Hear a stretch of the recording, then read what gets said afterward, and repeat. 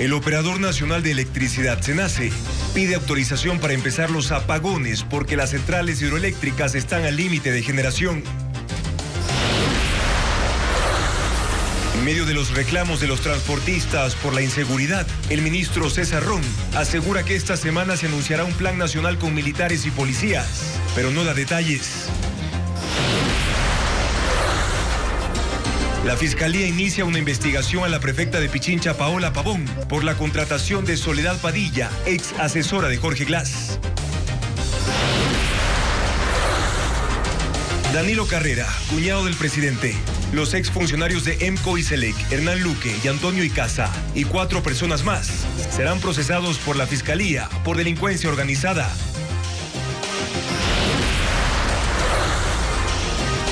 Una campaña para prevenir los accidentes de tránsito de motociclistas empezó porque el año pasado murieron 724 en las vías.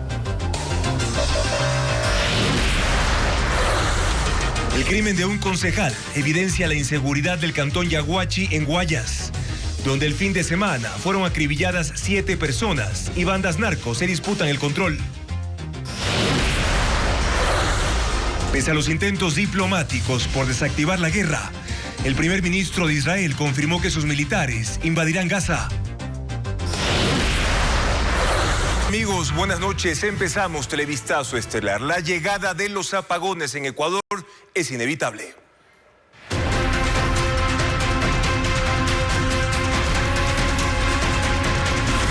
Electricidad. Y se viene el apagón.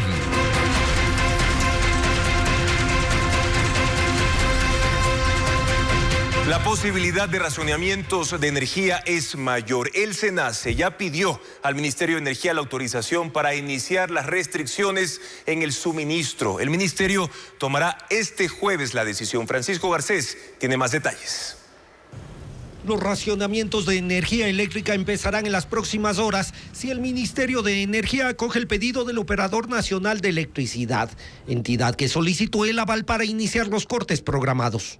El gerente de SENACE, Gabriel Argüello, remitió el martes una comunicación dirigida al ministro de Energía, Fernando Santos, en la que le explica que es necesario comenzar el periodo de racionamientos. El funcionario pidió que sea desde este jueves, pero el ministerio anunció que analizará el pedido y el jueves por la tarde anunciará la decisión. En el documento, Argüello evaluó el problema de generación eléctrica. Explica que los niveles de agua para las hidroeléctricas son críticos por la falta de lluvias, que hay problemas de suministro de combustibles para el funcionamiento de varias centrales térmicas y otras salieron de operación por fallos. Además, existe un aumento en el consumo eléctrico y las restricciones de envío de energía de Colombia. Las hidroeléctricas proveen algo más del 70% de la energía eléctrica del país. Las termoeléctricas el 24%, la energía eólica y solar el 2% y la electricidad importada de Colombia bajó del 10% el 19 de octubre al 1% este martes. El déficit actual de generación está en algo más del 9%, es decir, más de 400 megavatios. El plan de racionamientos está listo y en caso de que el Ministerio de Energía lo apruebe, se informará a la ciudadanía los horarios de los apagones para que pueda prepararse para afrontarlos. Y las autoridades no son optimistas de que las lluvias de las últimas horas en Cuenca y en otros territorios de la Sierra Ecuatoriana puedan ayudar precisamente a que aumenten los caudales de los ríos. Veamos el siguiente reportaje. La tarde y noche de este martes, una lluvia en la parte alta del río Tomebamba hizo que el caudal vuelva a tener vida y que los azuayos vean con esperanza que con este episodio termine la sequía que en el sector ya lleva 56 días. Si bien la lluvia hizo que el caudal del río Tomebamba se recupere, para los técnicos fue un suceso puntual que no representa una mejoría sustancial en los caudales a corto plazo. En los últimos 10 días, el río Tomebamba mantiene caudales cercanos a los 50 centímetros cúbicos por segundo. Solo esta madrugada, tras las lluvias, el flujo subió a 2 metros cúbicos por segundo. El río Yanuncay se mantiene en niveles similares, no llega a los 2 metros cúbicos por segundo. El Tarqui tampoco a 2,5 metros y el Machángara se mantiene alrededor de los 3,5 metros. Todos confluyen en el río Paute.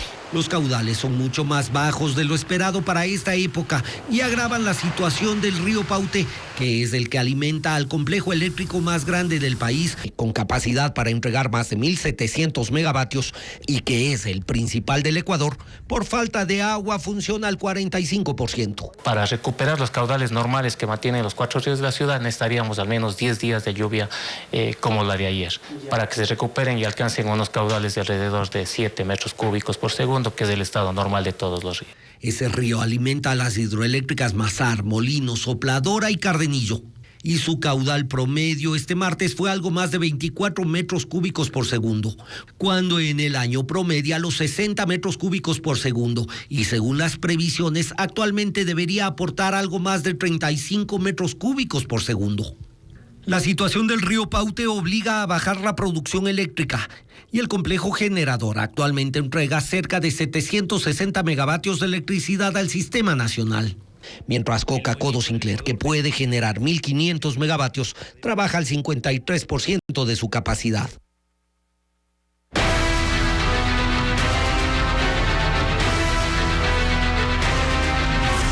Transporte, ponchado por el crimen. La presencia de delincuentes en las carreteras ha hecho que los conductores de vehículos pesados se organicen en convoyes custodiados por la policía para cruzar el anillo vial de Quevedo en Los Ríos. Pese a ello, el gremio de Carchi ya anunció que desde mañana paralizará sus actividades para exigir la militarización en las vías. Los conductores de camiones, trailers y buses crearon un grupo en WhatsApp para coordinar acciones para su seguridad en las carreteras. Conforman un convoy de 5 a 10 vehículos en el ingreso a la parroquia San Carlos en la provincia de Los Ríos. Ya unidos pidieron la colaboración de la policía, quienes desplegaron a 100 agentes para acompañarlos a cruzar el anillo vial de Quevedo, donde en otras ocasiones han sido atacados por delincuentes que se esconden al pie de ese tramo de 22 kilómetros para interceptarlos y robarles. Los uniformados los custodiaron durante la noche del martes y madrugada de ese miércoles. Más que todo nos sentimos un poquito confiados, digamos así, al ver hoy aquí la Policía Nacional, que nos brinda esa confianza para poder transportarse un poco más tranquilo. Televistazo recorrió el anillo vial y constató que el 70% de la carretera está en penumbra por la falta de luminarias. Esa situación es aprovechada por al menos 7 bandas delictivas que operan en ese sector, según la policía. También estamos que la gente que administra justicia no les deje libres. Son muchachitos de 15, de 20, de 25 años que nosotros ya les hemos detenido y son los que se vuelven a repetir. A pesar de estas acciones, la Asociación de Transporte Pesado de Carchi, que agrupa a 1.000 vehículos que circulan por ese anillo vial, anunció que a las 0 horas de este jueves realizarán un paro para exigir al gobierno la militarización de las carreteras, principalmente las que conectan al cantón Quevedo con Santo Domingo de los Áchilas. A esa medida no se unirá la Federación Nacional de Transporte Pesado del Ecuador, cuyos dirigentes en Quito tendrán una reunión con autoridades del Ministerio de Defensa en busca de seguridad en las vías. Televistazo también conoció que el Ministerio de Transporte empezó negociaciones para evitar el paro. Precisamente en medio de estos reclamos por la inseguridad en las carreteras, el ministro de Transporte, César Ron, anunció que 8 ejes viales serán militarizados, pero aún no explican cómo ni cuándo se lo aplicará. Informa William Young. La reunión fue con representantes de la Armada y de la Autoridad Portuaria de Guayaquil. Aunque inicialmente hablaron de la seguridad marítima, el ministro de Transporte, César Ron, mencionó que esto va de la mano con un plan para resguardar las vías, y no solo las de acceso a los puertos del país. Pero ese mencionado plan de seguridad aún no está listo. Todavía lo siguen analizando. Que se está terminando de armar con Fuerzas Armadas y Policía Nacional para garantizar que nos dejen de robar y de vacunar en el Ecuador. Yo creo que va a haber anuncios importantes en el transcurso de hoy y mañana, como tiene que ser, un plan estructurado que permita garantizar la seguridad del país. Aunque adelantó que por ahora serán 8 los ejes viales con resguardo, no precisó cómo lo van a hacer, con cuánto personal ni desde cuándo. Uno de esos puntos calientes es Quevedo. Y ahí le voy a hacer un comentario propio. En Quevedo tenemos el batallón de fuerzas especiales más importante del Ecuador. No pueden seguir ocurriendo estas cosas en Quevedo. Mientras desde el gobierno hablan de 8 puntos críticos, la policía en sus redes sociales menciona que son 30. A las denuncias diarias de robos y asaltos a camiones en las carreteras, se suma el pedido de los sectores productivos y exportadores para que el gobierno concrete este plan de resguardo en las vías. Un tema que se incluyó en la reunión que mantuvieron delegados del gobierno con los gremios empresariales el pasado 4 de octubre y que todavía no se ejecuta. Ahora, el Comando Conjunto de las Fuerzas Armadas dispuso operativos de control en vías consideradas conflictivas, pero no hay un plan para todo el país, como le están exigiendo los transportistas. Paul Romero con el informe. Militarizar las vías del país, como exigen los transportistas para evitar robos, extorsiones, secuestros, no es posible por falta de personal y logística. Según el jefe del Comando Conjunto de las Fuerzas Armadas, Nelson Proaño, los más de 40.000 uniformados de las unidades operativas están asignados al control de armas, municiones, explosivos en las 24 provincias, a la protección de las áreas estratégicas del Estado, al control de las cárceles y de las fronteras. Sin embargo, señaló que el mando dispuso a las unidades militares de las provincias de Los Ríos, Guayas y Santo Domingo que realicen operativos de control en las principales vías de estas jurisdicciones hasta que se apruebe un plan coordinado con la Policía Nacional.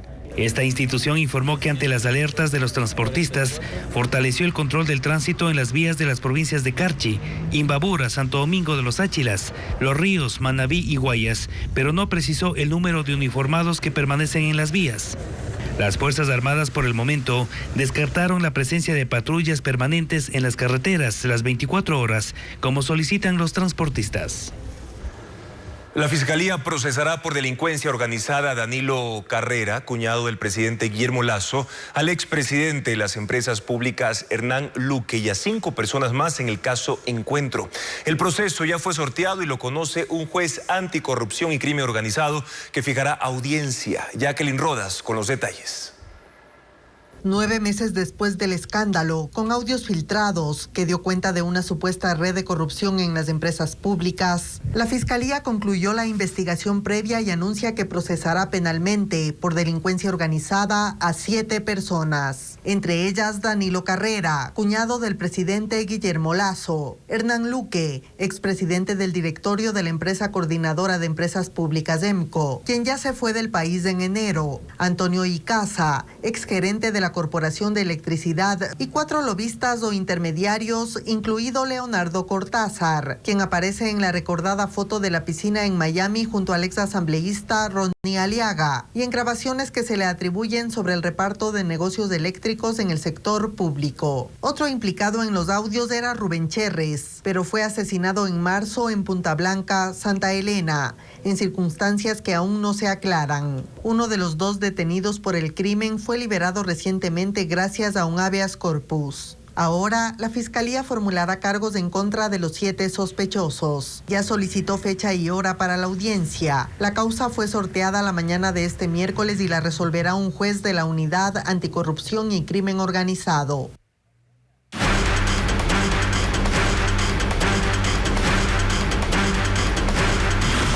Correísmo. Las costuras al aire. La prefecta de Pichincha, Paola Pavón, presentó un protocolo de atención a las víctimas de violencia de género dentro de las organizaciones políticas. Hace 10 años, ella fue suspendida por 30 días como legisladora por proponer una moción para despenalizar el aborto, lo que iba en contra de la postura del entonces presidente de la República, Rafael Correa. Ese no ha sido el único caso en el que la política se convirtió en un vehículo de violencia de género en las filas de la Revolución Ciudadana. La prefecta de Pichincha arranca su miércoles advirtiendo que la violencia de género es algo que no se debe tolerar y que ella tiene un compromiso firme para luchar contra ello. Y es hora de empezar desde casa. Necesitamos el compromiso político de todos, de todas. Según Pavón, busca que se implemente una unidad de atención que se encargue de los casos de violencia de género dentro de las organizaciones políticas. Una propuesta desde el reconocimiento de los problemas que existen en su movimiento. Porque lo más importante es proteger a las víctimas en cualquier espacio. La propuesta de Pavón llega quizás con algunos años de retraso a la Revolución Ciudadana, donde se han presentado no pocos incidentes relativos al tema. En 2011, durante una sabatina, el entonces presidente de la República comentaba en los siguientes términos sobre el aumento en el número de legisladoras. Unas minifaldas, Dios mío. Yo ni me fío en esas cosas, me contaban, pero unas piernas y unas minifaldas impresionantes, guapísimas las asambleístas. En el 2013 no hubo comentarios sino acciones. Alianza País sancionó a 3 de sus legisladoras por presentar una moción para despenalizar el aborto. Una de ellas era Paola Pavón. Un mes no acudieron a la asamblea ni dieron declaraciones públicas. Al menos una compañera, imposible que diga eso, porque ella estuvo en la reunión conmigo y juntos leímos el artículo. ¿Cómo iba a quedar el artículo del aborto? 24 horas después estaba apoyando la moción aparte para cambiar la redacción. Entonces no sé si las demás hubo falta de información. Pero al menos una compañera tenía muy claro lo que estaba haciendo y eso es inaceptable. Pero allí no quedó la cosa, porque el tema se seguía debatiendo en la asamblea y dentro del movimiento había voces contrarias a la postura conservadora del gobierno. En ese tiempo se filtró un correo electrónico que dirigía el entonces secretario jurídico de la presidencia, Alexis Mera, al jefe de Estado, y en el que hacía referencia a los temas complejos que se trataban en el legislativo alrededor del Código Integral Penal, y se refería a algunas de sus compañeras legisladoras en términos irreproducibles. A esa tónica de machismo político abonaría luego la entonces segunda vicepresidenta de la Asamblea y hoy prefecta del Guayas, Marcela Aguiñaga, ante cuestionamientos por la subordinación legislativa a los mandatos del Ejecutivo. Ella decía lo siguiente. Si para eso nos dicen sumisas, mire, yo creo que soy la primera en que asumiría ese rol. Luego matizó su declaración señalando que era sumisa a sus principios, sumisa para defender los derechos de la mujer. Eso fue en el 2015. Un par de años después, en medio del llamado a juicio político al entonces vicepresidente Jorge Glass, él encontró un término para calificar a las legisladoras que impulsaban el proceso que terminaría con su destitución. Donde se han hecho afirmaciones perversas por parte de un grupo de asambleístas, creo que la mayoría son mujeres, le vamos a decir el grupo de las histéricas. Con todo esto, nos sorprende la propuesta de la prefecta Pavón. Lo que llama la atención es por qué se ha tardado tanto. Y la Fiscalía abrió una indagación previa a la prefecta de Pichincha por el manejo de los recursos públicos. El proceso judicial empezó por la contratación de Soledad Padilla, ex asesora personal del ex vicepresidente Jorge Glass, sentenciado por corrupción. Paul Romero con el tema.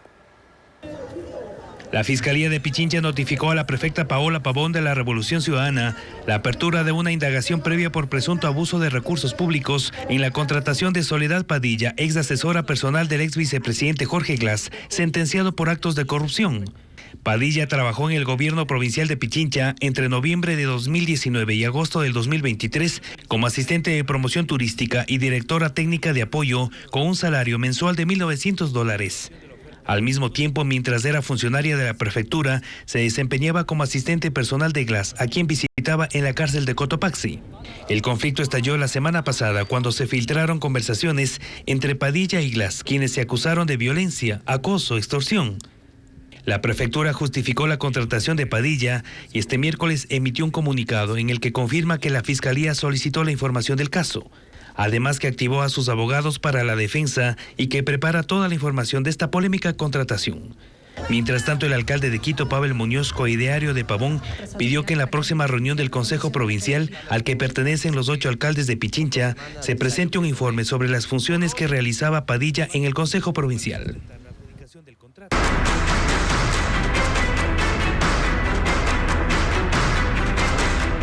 Gaza, guerra sin salida.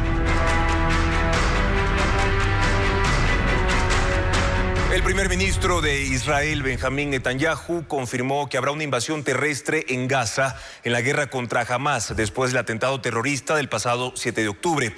Sus objetivos son erradicar las capacidades militares de los extremistas y rescatar a más de 200 rehenes, informa Pedro Jiménez. Una manifestación silenciosa en Tel Aviv reunió a familiares de quienes fueron secuestrados por milicianos de Hamas durante la incursión terrorista en Israel. Ese día se llevaron por la fuerza a unas 200 personas. Solo 4 mujeres han sido liberadas, pero del resto no hay noticias. Al otro lado, en cambio, en la franja de Gaza continúan los bombardeos de Israel que han destruido barrios enteros en una persecución contra miembros de Hamás. Hay miles de muertos en una respuesta militar que ha sido calificada como desproporcionada, pero que el primer ministro Benjamín Netanyahu dice que es solo el comienzo. Nos hemos fijado dos objetivos fundamentales: erradicar las capacidades militares y gubernamentales de Hamás y hacer todo lo posible por traer de vuelta a casa a los rehenes que están en poder del grupo islamista palestino. Lo hacemos sin consideraciones políticas. Lo único que nos importa es salvar a este país y obtener la victoria, recalcó. Y ha vuelto a hablar de la preparación para una ofensiva terrestre. Todos los miembros de Hamás están marcados hasta la muerte, sobre la tierra, bajo la tierra, dentro de Gaza, fuera de Gaza. No especificaré cómo ni cuándo. E hizo un nuevo llamado a los habitantes del norte de la franja de Gaza para que huyan hacia el sur. Mientras esto sucede, la crisis humanitaria se agudiza en la franja de Gaza. El Ministerio de Salud del enclave palestino declaró hoy el colapso total por la falta de combustible. Sin electricidad, sin agua y sin gasolina, los hospitales dejarán de funcionar en medio de la incesante llegada de heridos por los bombardeos. Merly González actualiza el panorama en ese territorio. Las salas de emergencia en la franja de Gaza están abarrotadas. Ya no hay camas para atender a la cantidad de heridos y muchos son tratados en el suelo. Las víctimas más recientes están en el sur. Hay un ataque aéreo, impactó en un refugio donde había centenares de personas que huían de los bombardeos en el norte. Entre los fallecidos están la esposa y los dos hijos de un periodista del canal árabe Al Jazeera. Con la guerra intensificándose, la crisis sanitaria en la franja de Gaza no hace más que empeorar. Y este miércoles, el Ministerio de Salud declaró el colapso sanitario. Es cuestión de tiempo para que los hospitales dejen de funcionar, pues no hay luz, no hay agua y el combustible que alimentaba a los generadores de emergencia se está acabando. Israel ha permitido la entrada de insumos médicos, pero rechaza el ingreso de combustible, pues sostiene que será utilizado por el brazo armado de Hamás para aumentar sus ataques. Las autoridades reportan que ya hay 6.500 palestinos muertos, entre ellos 2.400 niños, y advierten que la cifra se disparará una vez que falte la atención médica. La Agencia Nacional de Tránsito busca reducir la cifra de víctimas mortales por accidentes en motocicletas mediante una campaña informativa en medios de comunicación y vías de mayor siniestralidad a escala nacional. Pero ¿cuántos accidentes de este tipo se han registrado? Fabiola Santana con las cifras. Los accidentes de tránsito son la séptima causa de muerte en Ecuador. En el 2022, 2.200 personas murieron en las vías y en lo que va de este año van 1.700. Esto preocupa a las autoridades porque la mayor tasa de muertos es de conductores de motos. El año pasado fallecieron 724, lo que representa el 34% del total. Las principales causas son conducir a exceso de velocidad, irrespetar señales de tránsito y por distraerse con celular o ingerir alimentos. Por ello, este miércoles la Agencia Nacional de Tránsito y dos organizaciones no gubernamentales, en compañía de transportistas y escuelas de conducción, lanzaron una campaña para concienciar a los motociclistas. Por un lado, se difundirá este video en redes sociales y medios de comunicación durante 45 días. Si excedes la velocidad, esto es lo que podría pasar. Perderás el control de la moto y la posibilidad de reaccionar a tiempo. Caerás y rodarás varios metros sobre la vía para terminar en una bolsa de plástico. También habrá operativos con 2 vallas informativas sobre el exceso de velocidad y sus consecuencias. Y debería estar hasta terminar el año. Recordemos que el año pasado, entre noviembre y diciembre, hubo más de 400 personas que perdieron la vida. La campaña se denomina Baja tu velocidad, tu familia te espera. La estrategia comunicacional es impulsada por Bloomberg Philanthropies y Vital Strategies con base en las cifras de siniestralidad que manejan.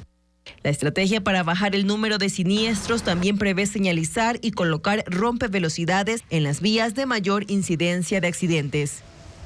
La Corte Constitucional tramita 2 propuestas de enmienda constitucional, una que consiste en aumentar requisitos para ser asambleísta y otra para incluir a los miembros del Consejo Directivo del IES entre las autoridades que pueden ser destituidas por juicio político. Jacqueline Rodas amplía el tema. La Corte Constitucional inició el trámite de 2 enmiendas a la Constitución que requieren su dictamen previo. Por sorteo, ambas recayeron en el despacho de la magistrada Teresa Núquez. La primera la presentó la legisladora reelecta Sofía Sánchez en julio de 2022 para aumentar los requisitos para ser asambleísta. Actualmente solo se requiere ser ecuatoriano en goce de derechos políticos y tener más de 18 años de edad. La propuesta plantea que además cumpla uno de los siguientes 3 requisitos: probidad notoria mediante una declaración juramentada bajo pena de perjurio, experiencia relacionada con el cargo que puede incluir participación social o vinculación política, y formación justificada donde cuentan los estudios formales o capacitación en procedimientos legislativos. La segunda propuesta de enmienda, en cambio, busca reformar el artículo 131 de la Constitución, que actualmente contempla que la Asamblea puede enjuiciar políticamente a autoridades como los ministros, procurador, contralor o fiscal, consejeros electorales de la Judicatura y de Participación. Lo que ahora se busca es incluir a los miembros del Consejo Directivo del Instituto Ecuatoriano de Seguridad Social. Esta reforma la planteó en enero de este año Virgilio Saquicela, entonces presidente del Legislativo. La jueza Núquez ya notificó a la Asamblea Nacional para que apenas se posesione, se pronuncie sobre las 2 propuestas en un plazo máximo de 5 días. Inteligentes, sistemas computarizados que impiden el encendido del vehículo y cámaras de alta definición son las innovaciones de seguridad que tienen los autos modelo 2024. Sin embargo, Adriana Bermeo indica que esos vehículos ya circularán desde finales de este año. Algunos modelos de vehículos que estarán en circulación a finales de este año cuentan con dispositivos de seguridad antirrobo. Las cualidades están relacionadas con aspectos tecnológicos. Tienen actualizaciones de software que impedirán arrancar el auto si previamente las puertas no se han abierto con la llave original. Esta característica no tiene relación con el precio. Las casas comerciales han previsto que los modelos más básicos de vehículos tipo sedán ya tengan el beneficio. Autos desde $17,000. Vehículos desde los $30,000 tienen sistemas más sofisticados de seguridad. Por ejemplo, la llave inteligente no solamente activa el encendido del auto, también regula la intensidad de las luces e ilumina todo el entorno del vehículo, a pesar de que esté apagado. En las calles o parqueaderos solo se desactivan cuando el conductor se encuentra a al menos 50 metros de distancia. Hay otras características que no son nuevas, pero sí se han mejorado en los modelos de autos 2024. La posibilidad de observar mediante cámaras en alta definición el entorno del vehículo para tener capacidad de reacción si desconocidos sospechosos se acercan al automotor. Las empresas de ventas de vehículos detectan un alto interés de los clientes por cualidades relacionadas con seguridad. En Ecuador, 450,000 motocicletas conducen sin el documento habilitante para esa categoría, la licencia tipo A. La Agencia Nacional de Tránsito precisa que se requiere reformar el Código Penal para sancionar a quienes usen otras licencias, como lo indica Fabiola Santana.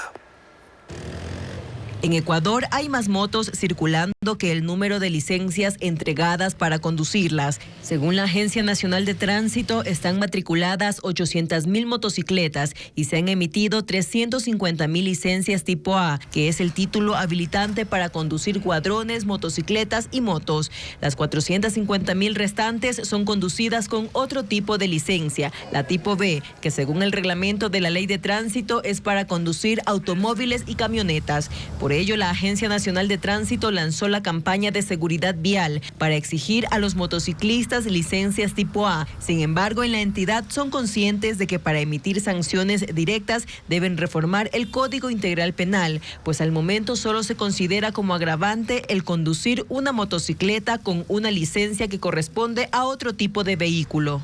Todavía no se prevé un proyecto de reforma en este aspecto. Lo que sí es cierto es que en lo que va de 2023 se han registrado 15,400 accidentes de tránsito y en 4,700 de estos están involucradas motocicletas. En la provincia de Los Ríos, donde históricamente se han registrado graves inundaciones, se ejecutan tareas de prevención ante el fenómeno del Niño. Odette Camacho informa cuáles son las obras que se ejecutan en zonas rurales de Vinces y también en Montalvo.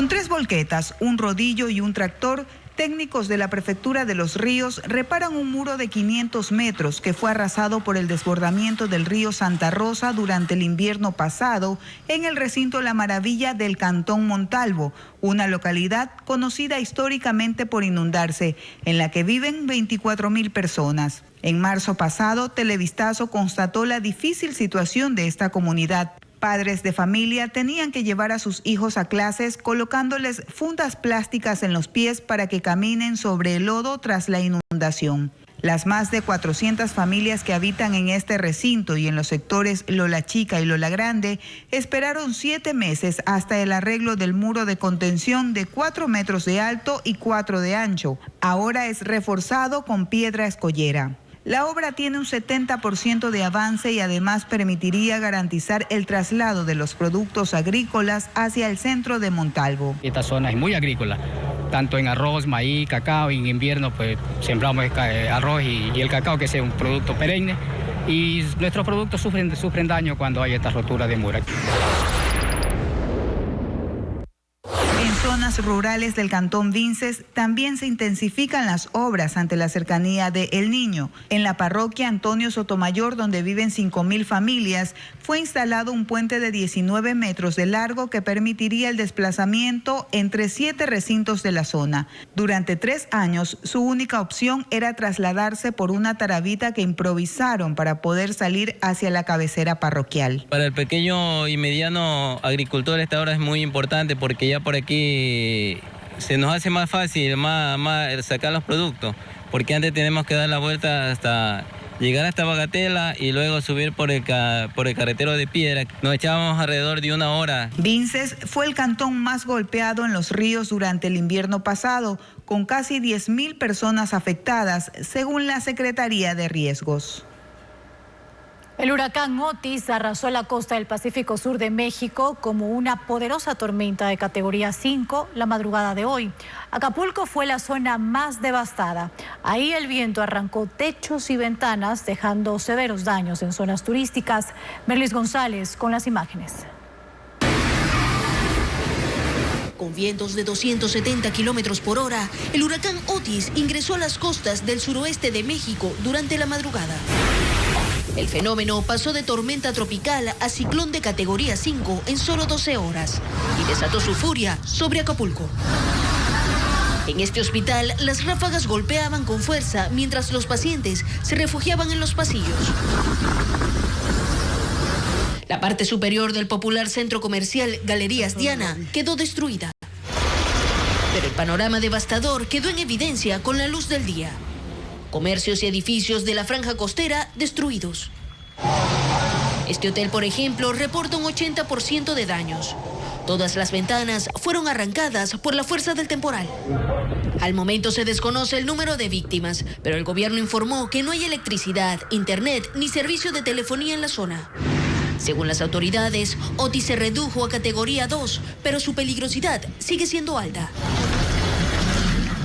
El Congreso de Estados Unidos logró elegir al presidente de la Cámara de Representantes. El republicano Mike Johnson, del ala más conservadora del partido, recibió el voto unánime de su bancada después de que otros 3 candidatos intentaran llegar al cargo. Han pasado 3 semanas de caos político en la legislatura estadounidense desde que el anterior presidente Kevin McCarthy fue destituido tras perder el apoyo de la mayoría. El Congreso deberá evacuar cuestiones urgentes como el presupuesto que garantice el funcionamiento del gobierno, decidir sobre la continuidad del apoyo económico a Ucrania y un multimillonario destino de fondos para Israel propuesto por el presidente Joe Biden. La ex candidata presidencial argentina Patricia Bullrich, que quedó tercera en las elecciones del domingo, anunció su apoyo a Javier Milei de cara a la segunda vuelta, que será el 19 de noviembre.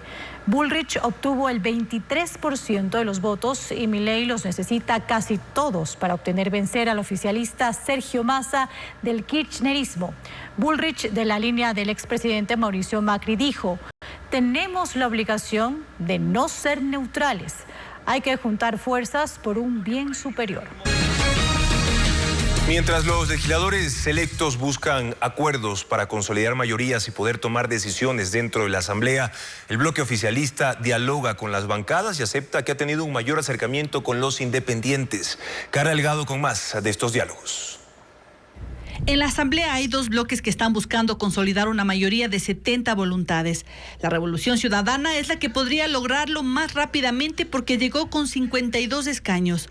En el otro lado están aquellos que tienen que hacer un esfuerzo mayor.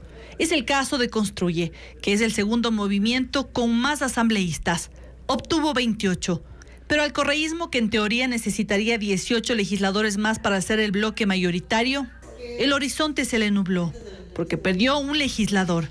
Es un movimiento que tiene pugnas internas que podrían provocar una implosión. Incluso ya se habla de que 9 legisladores más podrían irse, y porque cada vez más movimientos políticos toman distancia del bloque.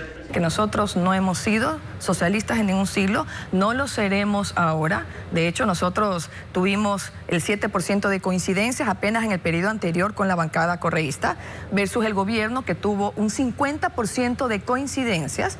Entonces, en este momento hay ciertos tipos de acercamientos que tenemos, otros que no estamos teniendo. Por otro lado, ya se alistaría una alianza que converge alrededor del movimiento del presidente recién electo, Daniel Noboa. Uno de ellos es el Partido Social Cristiano con 18 legisladores, los cuales incluso aspiran a presidir el legislativo con Henry Kronfle. Aquí también podría sumarse Construye, que aunque este martes se quedó sin 3 asambleístas, no pierde la esperanza de lograr la mayoría en el legislativo. Al movimiento ADN del presidente, que alcanzó 14 escaños, también podrían sumarse unos 15 legisladores independientes. Han existido algunos acercamientos, pero ya en su momento formalmente se irá manifestando cómo quedarán estas bancadas. No han cambiado su discurso de diálogo con todos.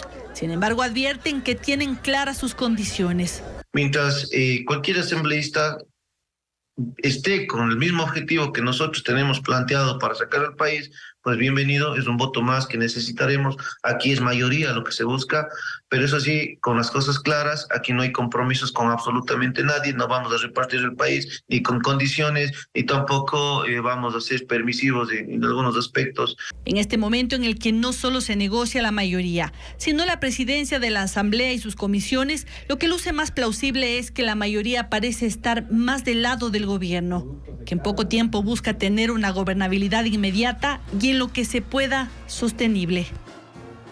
Y los legisladores electos de la Revolución Ciudadana por Guayas llamaron traidor a su ex jefe de bancada, Ferdinand Álvarez, y criticaron a la prefecta del Guayas, Marcela Guiñaga, quien dirigía el movimiento hasta la semana pasada.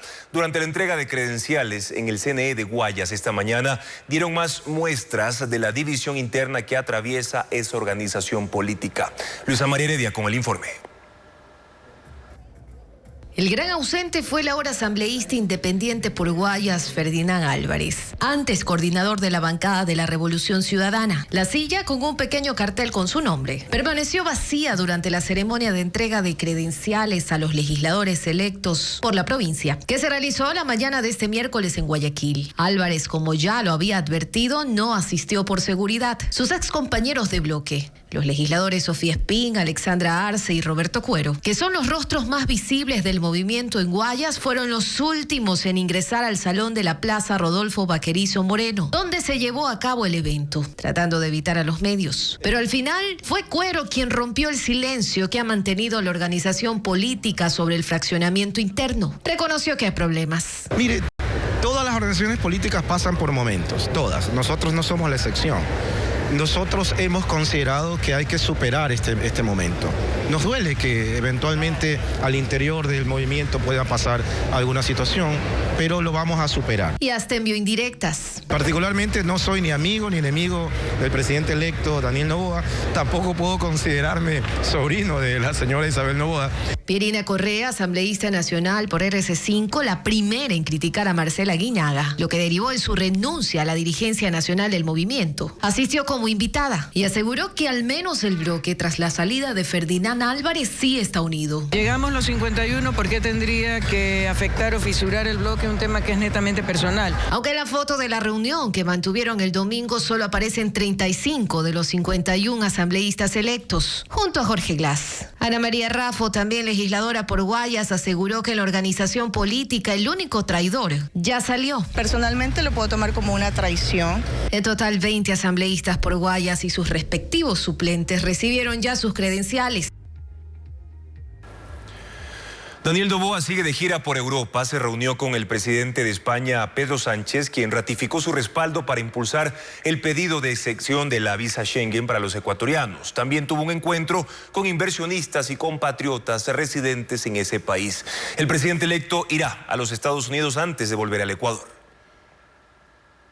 Fue en un encuentro con migrantes, parte de su gira por Europa, que Daniel Noboa se refirió a la visa Schengen. El presidente electo señaló que la principal tarea que le ha encargado a su futura canciller, Gabriela Sommerfield, es conseguir la exención para viajes de corta estancia al viejo continente. Una meta que se trazaron los dos últimos gobiernos, pero que no consiguieron, pues la decisión depende únicamente del Parlamento Europeo y está sujeta a la reducción del porcentaje de rechazo de solicitudes de visa que presentan los ecuatorianos. Pero Noboa asegura contar con el respaldo del presidente español Pedro Sánchez, con quien se reunió, para que sea él quien empuje el pedido dentro de la Unión Europea. El mismo anuncio lo hizo Guillermo Lasso en septiembre pasado. Confirmó que Sánchez, quien también ejerce como presidente del Consejo de la Unión Europea, iba a poner en la agenda interna la demanda.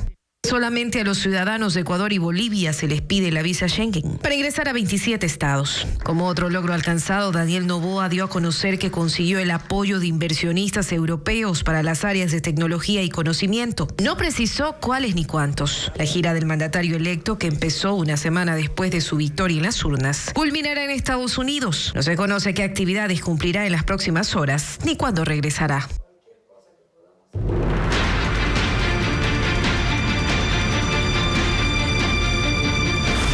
Yaguachi. Alarmas encendidas. Un concejal de Yaguachi fue acribillado anoche cuando salía de una fiesta. Estuvo casado con la actual alcaldesa de ese cantón guayasense y ya habría sufrido un atentado en agosto pasado, como informa Merlin Ochoa. Esta fue la última foto que el concejal de Yaguachi, Charver Rowana, publicó en redes sociales antes de ser asesinado. Asistió a la fiesta de una amiga en la parroquia rural Virgen de Fátima del cantón Yaguachi, provincia del Guayas, y al salir a eso de las 9 de la noche de este martes fue acribillado por dos sicarios en moto que dispararon en 15 ocasiones. La policía investiga qué banda criminal cometió el hecho. En el lugar está asentada una organización delincuencial organizada, quiere mantener el control de ese sector, por eso hemos enviado nuestras unidades especiales para realizar los operativos, y hay otra que quiere disputar ese territorio y que posiblemente vienen desde otros cantones. A la llamada. Charver Rowana era médico libanés, tenía 45 años y un hijo de 8 años. Pertenecía al Movimiento Revolución Ciudadana, organización política con la cual llegó al Consejo Cantonal. Estuvo casado con la actual alcaldesa de ese cantón del Guayas. No tenía resguardo policial, pese a que su expareja sí desde hace un mes. El 26 de agosto, la víctima habría sufrido un atentado también en Yaguachi. Las autoridades indicaron que hay 120 uniformados para la seguridad del cantón y que el número se incrementará para el velorio y sepelio de Rowana. La disputa por territorio entre bandas narcodelictivas sume a Yaguachi en la violencia. Este cantón de Guayas forma parte de la denominada Ruta de la Droga. Luis Alfredo Zúñiga con los detalles. Yaguachi es un pequeño cantón de la provincia del Guayas, con menos de 73.000 habitantes, de apenas 512 kilómetros de extensión, ubicado a 1 hora de Guayaquil. La violencia en este territorio ha crecido de manera exponencial. Más de 70 asesinatos se han reportado en este año y la ciudadanía está en vilo. ¿Por qué ocurre esto? Fuentes policiales señalan que se trata de la disputa por el control de territorio. ¿Qué bandas? Los Águilas y los Lobos. No es un enfrentamiento nuevo, lleva años y ha incrementado desde el 2019, aseguran los agentes. Los Águilas son quienes predominan en este cantón y hacen base en el barrio chino, mientras los Lobos no tienen una base definida. Su intención es ingresar y adueñarse del territorio. De ahí surgen los crímenes. Las zonas de mayor conflicto son la parroquia rural Virgen de Fátima, más conocida como Kilómetro 26, y el barrio chino, donde el último sábado asesinaron a 7 personas. Otra pregunta que surge es: ¿por qué el interés en este pequeño cantón del Guayas? Su ubicación. Yaguachi forma parte de la denominada ruta de paso de la droga, que llega desde la frontera norte hacia los puertos del país. Las carreteras que cruzan por Yaguachi conectan la sierra con la costa. Se ha descubierto incluso monitoreo particular de estas bandas en las vías para controlar el paso. Estas agrupaciones criminales también usan a Yaguachi como punto de acopio y para microtráfico. 5 vehículos fueron incinerados en Esmeraldas la tarde de hoy. Los hechos ocurrieron casi de forma simultánea en 3 sectores del centro de la urbe, como informa Elena Velasco. A las 15:20 de este miércoles, Esmeraldas entró en estado de alerta. Un taxi fue incendiado en las calles Pedro Vicente Maldonado entre Manuela Cañizares y José Mejía, en el centro de la urbe. Según testigos, 2 hombres a bordo de una motocicleta dispararon en varias ocasiones contra el automotor, que se encontraba vacío, hasta provocar el fuego. Minutos después, delincuentes quemaron otro vehículo que quedó parcialmente afectado en la calle Eloy Alfaro entre Imbabura y Tungurahua. De manera simultánea, a 4 cuadras del sitio, 3 vehículos que se encontraban dispersos en el sector de la Calderón y Séptima también resultaron afectados. La policía investiga si estos hechos violentos están vinculados al asesinato de un hombre cerca de un patio de comidas del Malecón de Las Palmas, cuando caminaba con su pareja alrededor de las 2 de la tarde. Por esta razón, 9 comedores ubicados en la zona cerraron sus puertas 3 horas antes de lo habitual, mientras que el movimiento vehicular y de personas se redujo en un 30%. Ecuador es la sede del Congreso Internacional de Nutrición. En la cita se firmó el consenso de Cuenca, ciudad anfitriona, en la que los países se comprometieron a luchar de forma regional contra la desnutrición crónica infantil, como informa Bessie Granja. En América Latina, casi el 12% de niños menores de 5 años sufren desnutrición crónica por una alimentación inadecuada. En Ecuador, esta tasa es del 17.5%, duplicándose entre la población indígena, donde 3 de cada 10 menores sufren este problema. Para abordar el panorama de manera regional en la Universidad de Cuenca, en Azuay, se cumple el Congreso Internacional de Nutrición, donde además se presentó la Alianza Global para la Alimentación Saludable en Niños, capítulo América Latina y el Caribe. Lo que se intenta entonces, por ejemplo, es que en la escuela existan alimentos saludables, pero evitar que existan bebidas azucaradas, alimentos ultraprocesados que provocan sobrepeso, obesidad y a la larga enfermedades crónicas. El acuerdo denominado Consenso de Cuenca plantea 10 recomendaciones para los países participantes. Los precios de los alimentos poco saludables a veces son más bajos que los alimentos saludables, pero a través, por ejemplo, de impuestos se puede lograr que esos alimentos se vuelvan más caros y a través de subsidios podemos lograr que los alimentos sanos se vuelvan más baratos. El Consenso de Cuenca también plantea que los estados prioricen la educación alimentaria y nutricional en las escuelas y que se mejoren las prácticas de etiquetado de alimentos y bebidas.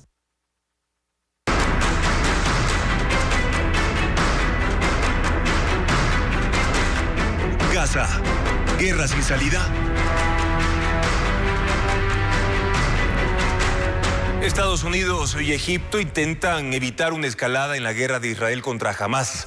El secretario de Estado de los Estados Unidos, Anthony Blinken, advirtió a Irán, país que ha amenazado sistemáticamente con borrar a Israel del mapa, que se mantenga lejos del conflicto. Los esfuerzos diplomáticos continúan, aunque con tropiezos, después del impasse entre representantes israelíes y el secretario general de las Naciones Unidas. Esta guerra contra Hamas cumple hoy 19 días desde que se produjo la incursión de milicianos de las brigadas Al-Qassam en Israel, donde murieron 1.400 personas. Es el enfrentamiento más grave en una larga historia de conflictos y desde el comienzo se ha temido el eventual ingreso de otros países en la guerra. Egipto, que tiene fronteras tanto con la Franja de Gaza como con Israel, ha tomado una posición mediadora y su presidente, Abdel Fattah el-Sisi, ha hecho un llamado al ejército para que evite la tentación de inmiscuirse militarmente. Tengan cuidado de que la ilusión de poder los impulse a tomar una decisión errada. Se lo digo a las Fuerzas Armadas y al pueblo egipcio. Siempre abordaremos todas las crisis de manera racional y con paciencia, dijo esta mañana en una ceremonia militar donde se exhibieron centenares de tanques de guerra. Por otra parte, Estados Unidos presiona para una desescalada en el conflicto y un eventual alto al fuego, y al mismo tiempo ha lanzado una advertencia contra Irán. El secretario de Estado Antony Blinken, en la sesión del Consejo de Seguridad de la ONU, dijo que para nadie es un secreto que Irán ha apoyado a Hamas, a la guerrilla de Hezbollah y a otros grupos que han perpetrado ataques contra Israel y en las últimas semanas contra militares estadounidenses en Irak y en Siria. Estados Unidos no busca un conflicto con Irán, pero si Irán o sus representantes atacan al personal estadounidense en cualquier lugar, defenderemos a nuestro pueblo con rapidez y decisión. No abran otro frente contra Israel en este conflicto. No ataquen a los socios de Israel, dijo Blinken. Israel, mientras tanto, defiende su decisión de combatir a Hamas hasta terminar con el último militante armado en Gaza y mantiene su enfrentamiento diplomático con el secretario general de la ONU, Antonio Guterres, quien dijo que el ataque de Hamas no se produjo por nada, ya que el pueblo palestino ha estado sometido a 56 años de una ocupación sofocante por parte de Israel. En respuesta, autoridades israelíes pidieron la renuncia de Guterres y han decidido retirar las visas a una serie de funcionarios diplomáticos de Naciones Unidas en Israel. Una encuesta nacional sobre la salud mental en niños y adolescentes refleja que un 36% considera que no puede hablar con sus padres de sus sentimientos. A continuación, los resultados. 274,000 niños y adolescentes participaron en la encuesta nacional Tu Voz, Tus Derechos sobre salud mental. Una de las preguntas fue: ¿con qué frecuencia ha experimentado ansiedad o depresión? El 54,2% respondió nunca, el 33,6% pocas veces, el 8,1% casi siempre y el 4,1% dijo que siempre. También se les consultó si pueden hablar abiertamente con sus padres sobre sus sentimientos. El 63,8% dijo que sí, mientras que el 36,2% no. Entonces los niños nos han dicho que preferiría tener ayuda profesional. Otra pregunta fue cómo los chicos manejan sus emociones cuando se sienten abrumados o estresados. La mayoría, con un 46,5%, respondió que practica su actividad favorita. La segunda opción es encerrarse en el cuarto con un 12,5%. Y la tercera alternativa es salir con amigos con un 10,9%. Nosotros vemos esta encuesta como un primer paso para poner este tema sobre la mesa y que sea uno de los que alrededor de los cuales tienen que tomar decisión las nuevas autoridades. La encuesta fue virtual. Participaron chicos de entre los 9 y 18 años de las 24 provincias. Fue desarrollada por World Vision Ecuador, una red nacional de niños y adolescentes, y contó con el apoyo del Ministerio de Educación. Les contamos la historia de Timo, el oso de anteojos que rescató el zoológico de Quito. Su especie corre peligro de desaparecer. Este animal vivió como mascota por años, pero fue acogido por ese centro de rescate animal. Carla Delgado con más de cómo ha mejorado su vida. La cámara de Televistazo lo captó ahí, en pleno banquete. Es amigable, se deja admirar, no le perturba la cercanía humana porque estuvo acostumbrado a eso durante años. Es Timo, el oso de anteojos que ahora es parte del zoológico de Guayabamba. Llegó a ese centro de rescate animal tras haber sido mascota de una colección privada en Cuenca. De allí pasó al Bioparque Amaru, hasta que finalmente ingresó aquí. No fue fácil. Primero entró en una etapa de adaptación, a la que también se sometieron sus cuidadores. También hay que acostumbrarle a que el oso viva en función de la gente que está acá, ¿no es cierto? Nosotros decimos hablar nuestro idioma, él tiene que aprender un nuevo idioma. ¿Cuáles son esas señales que le dan quienes cuidan de él para alimentarse, para cambiar de lugar, para que vamos a hacer limpieza o incluso para que nos muestre sus manos, para que nos muestre su boca, incluso para poder dar medicación? El oso ya está en una edad avanzada, más de 20 años. gran parte de ellos en la compañía de humanos, por lo que liberarlo en la naturaleza sería condenarlo a la muerte. Aquí, ahora es la principal atracción de los visitantes. Es el único de esta especie que vive en el zoológico. Está bien cuidado.